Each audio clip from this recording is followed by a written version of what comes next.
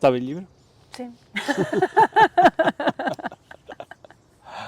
Com m'agrada aquest tros. Hola, Isabel. Hola. Què tal? Ens hem vingut aquí al bosc, el bosc que hem trobat més a prop de Barcelona, que bueno, és un bosc bastant més agradable i inofensiu que el de la teva novel·la, no? Sí, la veritat és que sí.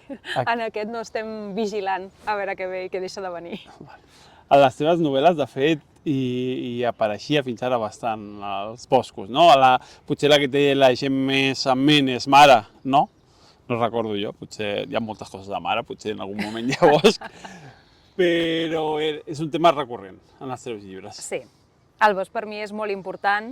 Per mi és un lloc on puc serenar-me i puc sentir-me jo mateixa, no? Però sí que és cert que per mi també són molt importants els contes de fades, i dins dels contes de fades el bosc pot ser un lloc on pots refugiar-te, no? De qui t'està perseguint, però també pot ser un lloc precisament on t'estàs ficant a la gola del llop, no?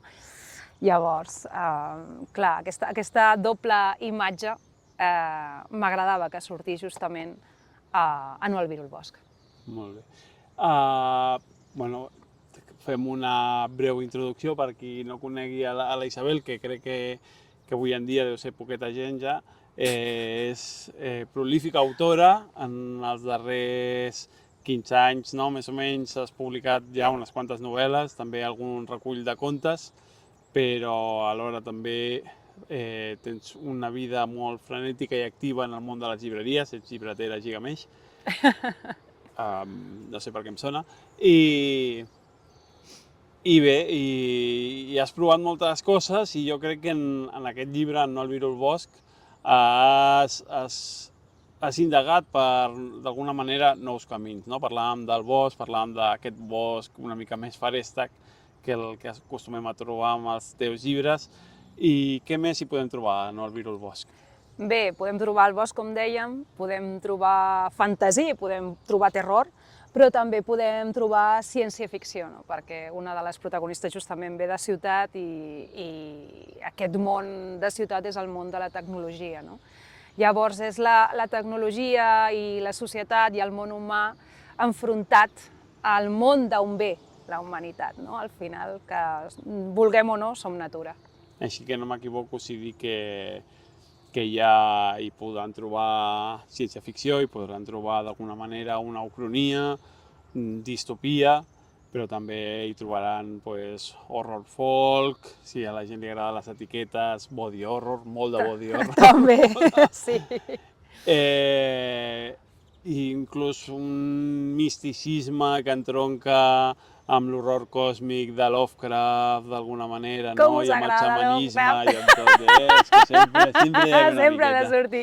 No canònic, però sempre hi ha una miqueta. Sí, no canònic, però sí que és cert que hi ha horror còsmic. I és curiós perquè altres vegades t'he sentit parlar de com s'ha gestat aquesta novel·la, parlaves de la protagonista, aquesta que viatja a les afores de la ciutat, l'Eloís, però també hi ha la Clara, i m'agradaria que expliquessis un cop més com es van conèixer aquests dos personatges. Bé, aquests dos personatges van néixer cap al 2008, una cosa així, no? Quan vaig escriure La casa de la torre, o sigui, els meus inicis publicant. I eren dos personatges que estan dins una carpeta negra que tinc plena d'idees, plena de personatges, plenes d'anades d'olla. I de vegades doncs les reviso, no? I revisant vaig trobar justament els folis que tenia d'aquestes històries, perquè sí, escric en paper, i em vaig adonar que, clar, jo aquestes històries no les havia escrit mai, però no les havia escrit mai perquè realment no s'havien trobat elles, no? I s'havien de trobar perquè la història comença en un punt de les seves vides, però elles havien compartit la infantesa, no?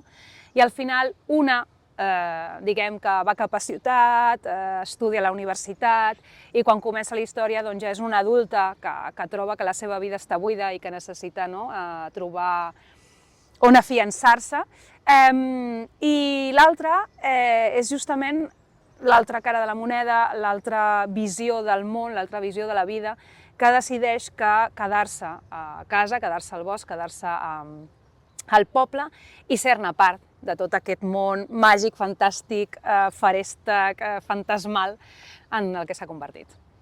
Molt bé. És curiós, no? Això que en una carpeta negra dues històries diferents, dos llibres diferents, acabin barrejant-se? Ha passat abans, entenc. Bueno, sí, m'ha passat. O sigui, per exemple, amb la segona part de Rojo sobre Negro, amb l'ausencia de tots los colores, un dels personatges ve d'aquesta carpeta, no? D'una història que vaig iniciar i vaig acabar-la, no? Perquè al final jo trobo que tant els llibres quan t'arriben i et toquen de debò, no? És perquè tu en aquell moment estàs preparat per llegir-los. El mateix passa amb les històries. Hi ha històries que potser et ve la idea, però tu en aquell moment no l'has d'explicar. Jo realment quan vaig començar a escriure, 50 pàgines van anar directes a la brossa perquè l'Eloís em queia supermalament. Era una tonta, era una beneita, o sigui, és que ja us dic que no us hauria caigut bé. I em vaig desfer d'ella i, clar, després em vaig adonar perquè hi era el to, no? El to que tenia jo quan l'escrivia el 2008, doncs era molt naïf, era molt mona, era tot, no? I ara, doncs, potser sóc una mica més realista, alguns diuen pessimista, jo dic que no, que és realisme pur i dur. I l'Eloís està cabrejada i està enfadada amb el món i amb ella mateixa i això s'havia de notar, no?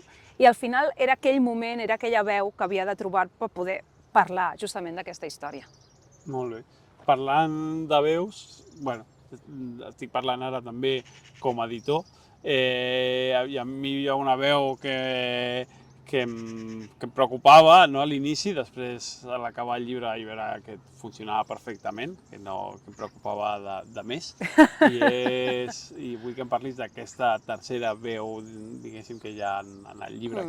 A veure, a part de la Clara, que és la noia del poble i del bosc, i la Eloís, que és la noia de la ciutat, també ens trobem una veu que no té nom. En realitat sí que el té, però al meu cap, no us el diré, que no té nom, que és un narrador omniscient i que tant pot parlar-nos lògicament com a narrador omniscient del que senten l'Eloís i la Clara, com del que sent aquest bosc viu, del que sent aquesta terra que és un organisme.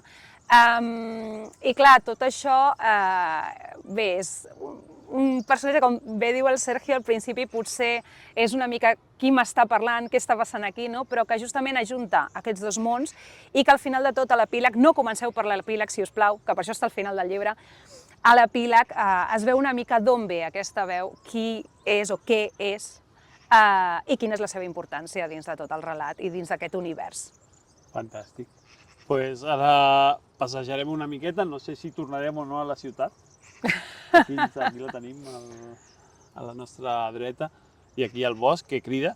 Si més no, per si desapareixem i ningú ens torna a veure mai més, si pots ensenyar el llibre, aquesta meravellosa coberta de l'Esther Sanz. De l'Esther Sanz. Coberta que va de la ciutat cap al bosc. Vosaltres sí que l'albireu. Bueno, moltes gràcies.